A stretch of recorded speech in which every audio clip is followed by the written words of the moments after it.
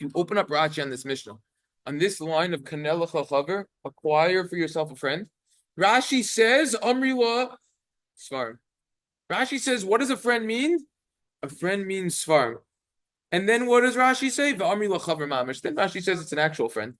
So you see that according to Rashi's first explanation of what a Chaver means, it's Svarim, holy books, Torah. We have to talk about this. We're going to have to break this down now. Sefarim are our friends kissing Sefarim. Beautiful story with Rebbi Akiva Eiger.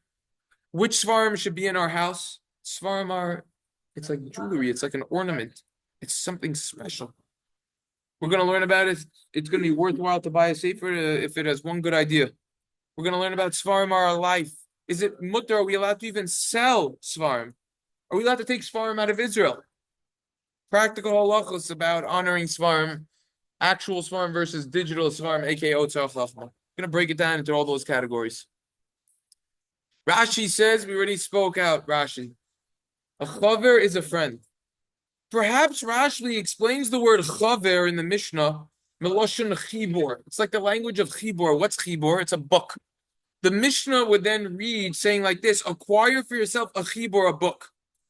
However, the simple understanding of Rashi is that a sefer is a Jew's best friend. A sefer possesses intrinsic holiness. There's kedusha. A sefer is holy, and therefore it has to be treated in a holy way and with love. Every single Jewish child is taught that if a sefer, chas v'shalom, falls on the floor, that he has to pick it up immediately and kiss the sefer. It's interesting to note that Rav Pam had a whole different custom over here. Rapam Zatzal, you know what he did when a sefer fell on the ground? When a sefer fell on the ground, he would pick it up and learn from it. Svarim, they are a primary connection to Torah, and it's the greatest honor and respect to learn from Svarim. That's what Rapam would do. He'd pick it up and learn from it. This is in the introduction to the great Jewish classics. Rabbi Menachem Mendel Pam, he was the grandson of Rapam. And one time he said that Rav Pam called him up, Rav Avram Pam, when he was old, and he said, please come over and help me put away some of the Sefarim that are piled up in the dining room over here. Help me bring them down to the basement. When he came, he saw Sefarim, and they were cluttered on every single flat surface, every single chair, every single table in the dining room. Rav Pam said, you see these Sefarim? I've been so lately with calls. I've been so busy lately. People were calling me, my health issues. I've been having such difficulty. I haven't had time to learn. He was older. He wasn't so healthy. He got colds. So Rapam said, but many of these Sefarim, they were given to me by the authors who wrote these Sefarim. Rapam said, how can I insult these wonderful people who spent their time learning Torah and writing their insights, their chidushim, without even learning one thing from them? So his grandson says, before we put the Sefarim downstairs, and I put them away, we learned from each sefer. We took every single sefer and we learned the shtickle Torah from the sefer. We learned a little bit from it. Why? So he said, we learned from it. This way we could show respect for the toil that the author put into the sefer. We could show them respect. Kavod Torah, Kavod Sefarim. For the next 3 hours, they went through each sefer one by one. Amazing. Look at the sensitivity from such a Torah giant. Would anyone know if Rapam wouldn't have learned from these Sefarim? Would one of the authors expect him to learn from these Sefarim in his condition that he was in? This is the sign of greatness. Showing people honor even when they're not learning from it. Rabbi Yehuda ibn Tibbon, probably never heard of him. He wrote a will to his son. Wrote a will. Who was he? He translated the Chayvas Alavavos, unbelievable special sefer from Arabic to Hebrew. He's the one who translated it. And his son, Reb Shmuel, by the way, translated the Moreh Nevuchim of the Rambam from Arabic to Hebrew. Credible translators. And he bequeathed, he gave as a Yerusha to his child. He gave him that what? A big library of Sefarim, a lot of Sefarim HaKadoshim. And he said, I'm giving you the Sefarim so you don't need to borrow. Baruch Hashem, you're in a position to lend, not to borrow. And he said, make your Sefarim your friends. Let your bookcases be your orchards and gardens. Stroll on their grounds. Pluck their roses and gather their fruit and spices, he said. It's like a garden. That's right. If your soul becomes, you're not into that garden, move to another garden and you'll desire that other garden. You're going to be refreshed. Your soul will be lifted. And he said, make sure you keep the library organized so that you know exactly where every single sefer is. Learn the exact location where every sefer is. Never refuse to lend out your sefarim to someone who can't afford to buy them, assuming that he could be trusted to return it. Take care of your sefarim. Protect them from any harm because they're your greatest treasure. When you lend someone a sefer, write it down. You're lending it to them before it leaves your house. Write down the name of the sefer. And when the sefer is returned, cross it out that you got the sefer back. Every single Erev Pesach and Sukkot, get back all your sefarim that you lent out if possible. This is in Great Jewish Letters, page 114 to 115. Rabbi Eliezer Yehuda Finkel, he woke up very early in the morning and he saw that Reb Nosson Tzvi Finkel, he was over there and he was seeing how he walked over there. Right? Reb Nosson Tzvi, saw him, how Rabbi Eliezer Finkel, he walked to the Sefarim and he put his hands across them and he kissed the Gemaras on the shelf when he was up very early. There's an Echoes on the Maggid, page 240. Nowadays, when we have a lot of Sefarim, and we're going to talk about this, it's considered, even if a person is learning by himself, that he's learning with someone else. That's what we see from this Mishnah. Comes along Rashi, a sefer is a chaver. So it's as if you're learning with a friend, yeah? That's the idea over here. The Chazon Ish was once asked why he learned by himself. He said, what do you mean? I'm not by myself. I'm with Sefarim. It's like I'm with someone else. That's what he said. That's the Chazon Ish. We get a tremendous amount of knowledge from these Sefarim. We're going to come back to that idea. In a traditional Jewish home, Sefarim are no less important than food. It's as essential as food. Even before children begin to even learn how to read, they're encouraged to develop their interest into learning and loving Sefarim. Rebbi Akiva Eiger, he told his son, use the best paper, use the best ink, use the best writing instrument when you're going to come to write your Sefarim. Because the physical beauty of the sefer is going to bring joy to someone who learns from it, and it will help his ability to concentrate and learn. This idea I saw in the 39 Avos Malachos of Shabbos, Rabbi Baruch Shea, page 7. Listen to the story with Rebbi Akiva. Once upon a time, Rebbi Akiva Eiger was without any Sefarim. And it's explained, how could that happen that Rebbi Akiva didn't have Sefarim while he was traveling? He thought he was going to be right back. He got delayed. He ended up having to spend a night at the inn. That's why he didn't have any Sefarim. The innkeeper, Rebbi Akiva said, do you have any Sefarim for me? The innkeeper brought him the only sefer that he had. It was a Rashba and Yavamo. Some say it was a Rashba, one of the shiur and Chuvas at Rashba. That was the only sefer that he had. Rebbi Akiva Eiger, he began to learn with tremendous excitement until he reached a page that fell out. Rather than skip the page there on the spot, Rebbi Akiva took a pen and paper and he wrote in the missing page word for word what it was supposed to say on that page. Wow!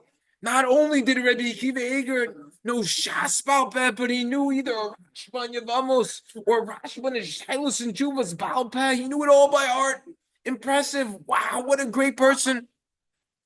Yes, that's the idea. That's one lesson.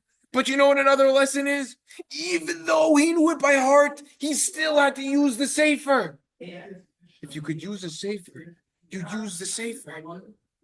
Another explanation is, could there be a Rashba in this world that's missing words? Maybe someone would come across and he would come across a sefer and he wouldn't have it. He wouldn't know what's going on that page.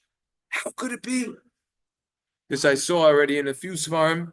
It was in Maran Harav Avadja on page 480, as well as in other places as well. Reb Nosson Tzvi Finkel's biography on page 245.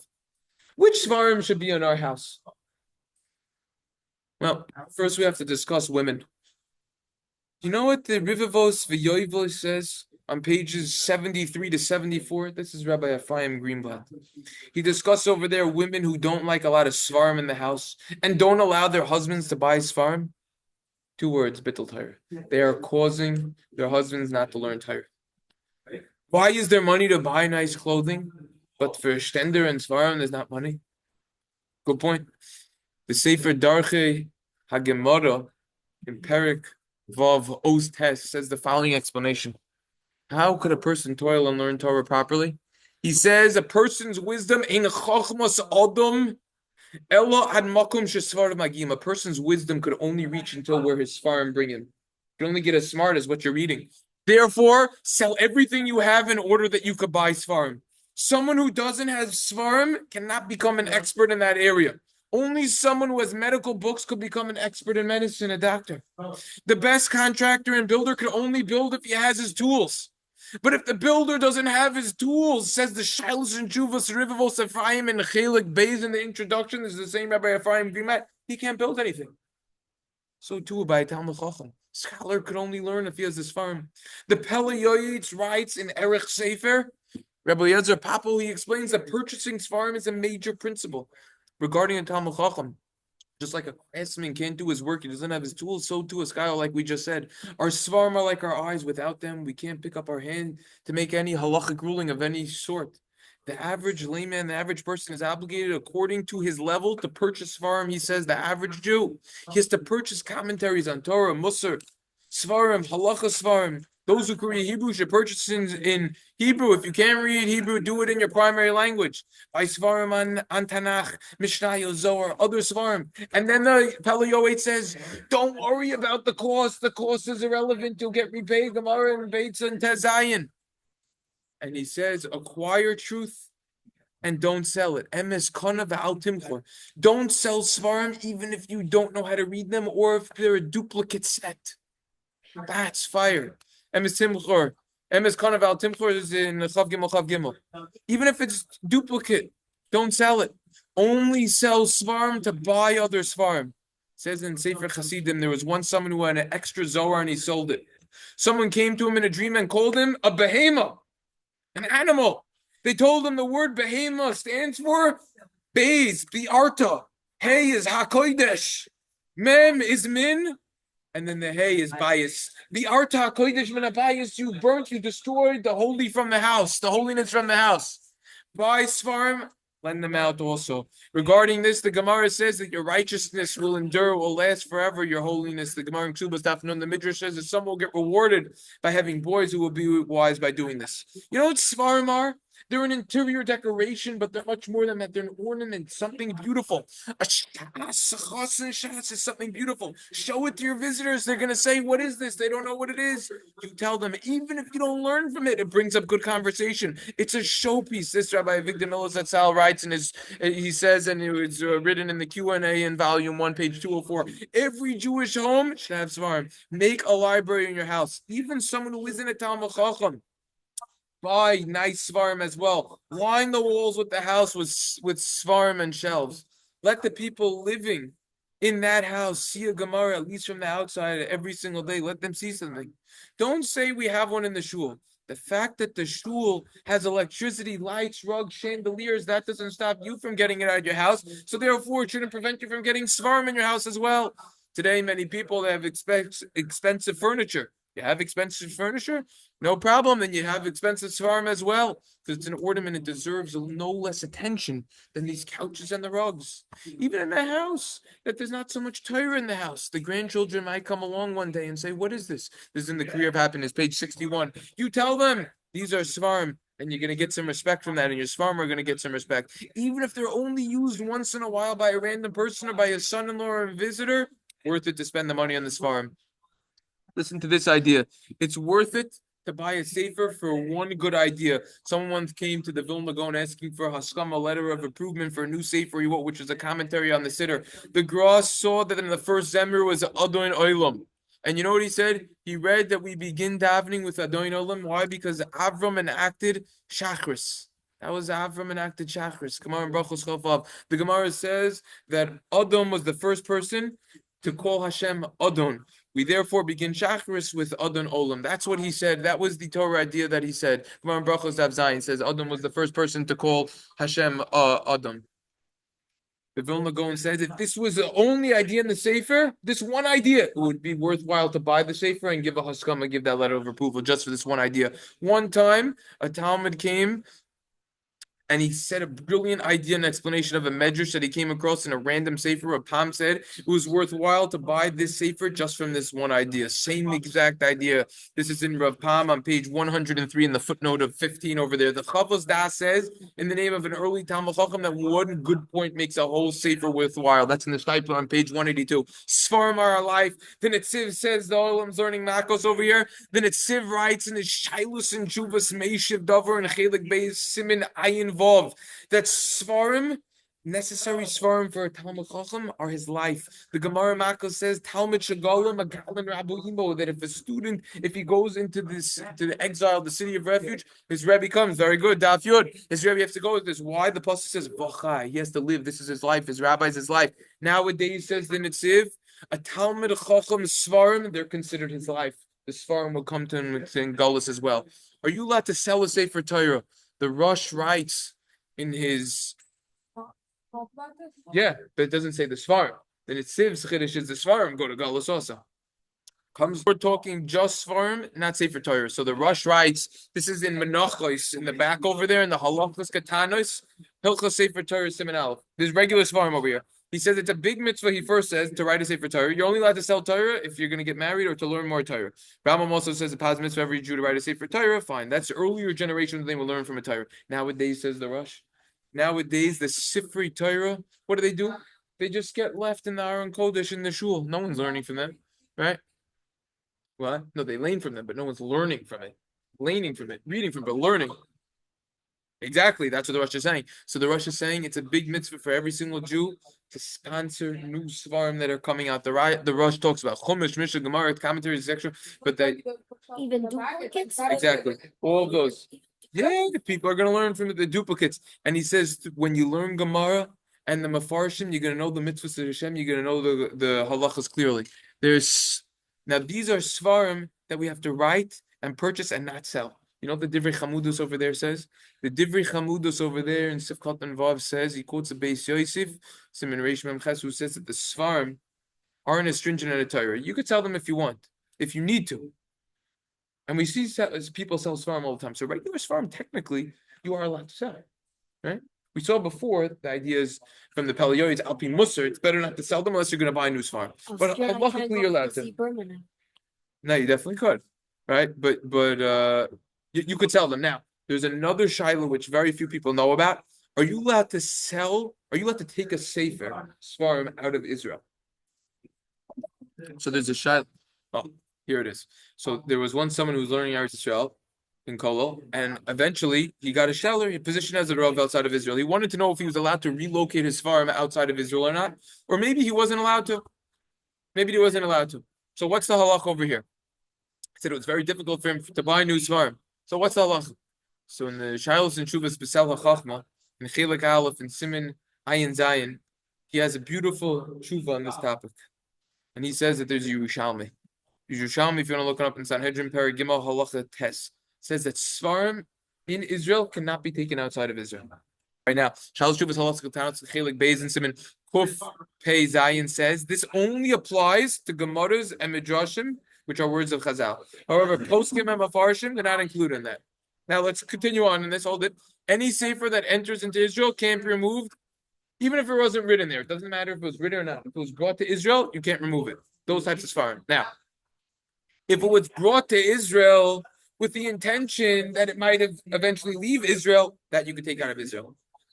What if you went there without any intention? You didn't think if you were going to be leaving or not. You didn't know when you bought the sefer. So if you had in mind to stay there for a long period in Israel, then you it's relative, whatever a long period is. To years. If you intended to stay there for a long period, you can't remove it. But if you said you were only going to stay there for a short time, you could bring them out. Now, he says a line, Sefarim that are printed in Israel, they're all printed with the intention that they could very well be relocated out of Israel. So therefore, it's fine. It should be pointed out, the Rif, Rambam, Rosh, Torah, Shulchan Aruch, they don't quote this Yerushalmi as halacha. Anyone on the page of the Shulchan Aruch?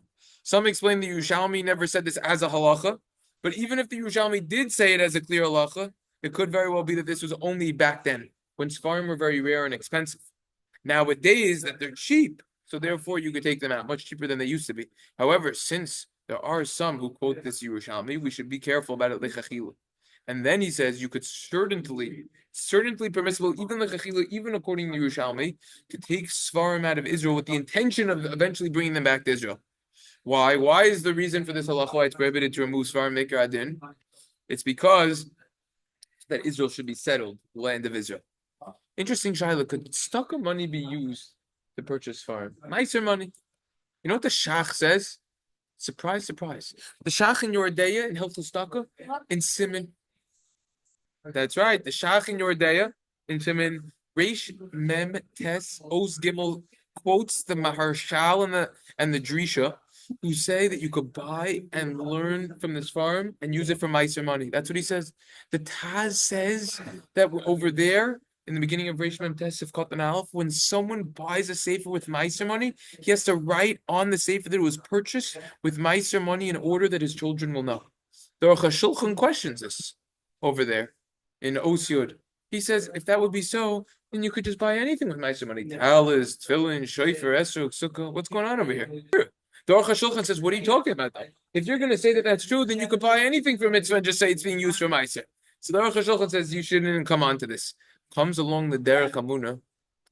The Stipler over here mentions this idea. This is in Hilchos Matanos Aniyim in Perek Zayin Halacha Hey. He says over there that nowadays it's impossible. You cannot use Meiser money for Sefarim. Why? Back then, hundreds of years ago, there weren't so many Sefarim. Whoever had a sefer, he was constantly being bombarded. People asking, "Can I borrow your sefer? Can I borrow your sefer?" It was rare. It was very expensive, right? So therefore, the money for that could be used for Meiser. You're going to be lending it out a lot. Nowadays, everyone's got Sefarim. People don't lend. Right, you go to any basement. People only lend farm out on rare occasion if it's a rare random sefer that someone doesn't have. So therefore, it's considered just like anything else that we have in the house. Therefore, one cannot use stock of money to purchase farm nowadays. Practical halachos about honoring farm, there are a lot. All right, I just want to say one point. The Shachin Yordeya in Siman Reishai and Zayin says you don't leave a room when you leave your sefer open. You close the sefer first. And he says that there's someone called Shade. Shade is a demon. Shade stands for Shomer Dapen. He protects, he guards the pages. Not a shandalit? A shandalit, it's something that is brought down that could cause forgetfulness when you leave and you leave a sefer open. You're gonna forget your learning. Leave it like this. Number one, number two. If it's left open, you can put a sefer on top of another sefer, and then it will be like covered, so to say. So you could do that. Also, a little bit as a trick. Look, there's a lot of halachos about honoring Sefarim that are very applicable. Take a look at the daily halachos discussion, pages 25 to 30. He has a whole arichos over there, tremendous amount of length over. Yeah, watch all the stuff. Okay, good. Keep it up. Keep it up. Yeah, you could join now also. Have a good night. The point is that what? The point is that there's a lot of halachas about Sefarim. This is all comes back to covetous farm. What about last topic over here? Actual Sefarim versus digital Sefarim. Rav Shach said you can't kiss an oitzer chachma. You can't kiss the bar elan. Look, it's true, but a person cannot deny the power of 150,000 Sefarim. The oitzer itself. USB. It doesn't have kedusha to it. You know what I'm saying? Right? Exactly. That's his point. My point is, look, there's truth to that, but a person cannot, underemphasize the importance of 150,000 farm in front of Lazines at his fingertips wherever he goes in the world.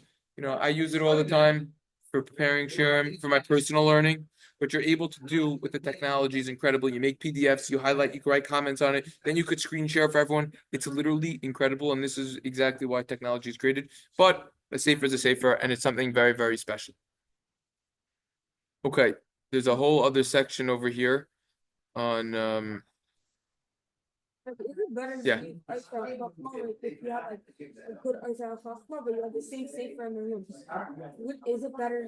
Whatever is better for your learning. It can help you better. Whatever is better for your personal tzedaka. That's what you should do. My father would say. Whatever is better. Whatever is better for your learning. You have to know. I know, for example, the way that I learn now, and I think this is the right way to do it.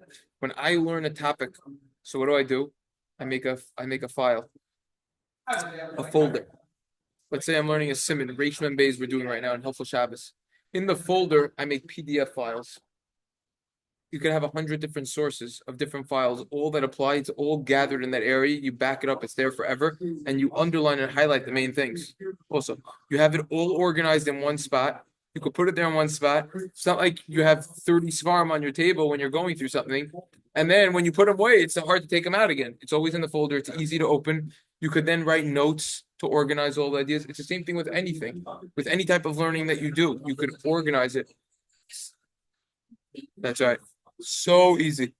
Speaking before about shipping, that I looked on the one of the other stuff and like seen like rush shipping 30 minutes, $106. Yeah, that's if it's rushed. You could also just just go to bump. Should you just pay for sure you pay the expensive shipping even for myself? Regular shipping is not that expensive. Number one. Number two, you could just drive to Borough Park to get it. Number three is that we already saw that nowadays Derech Hamuna says that you cannot use Meiser for Sefarim.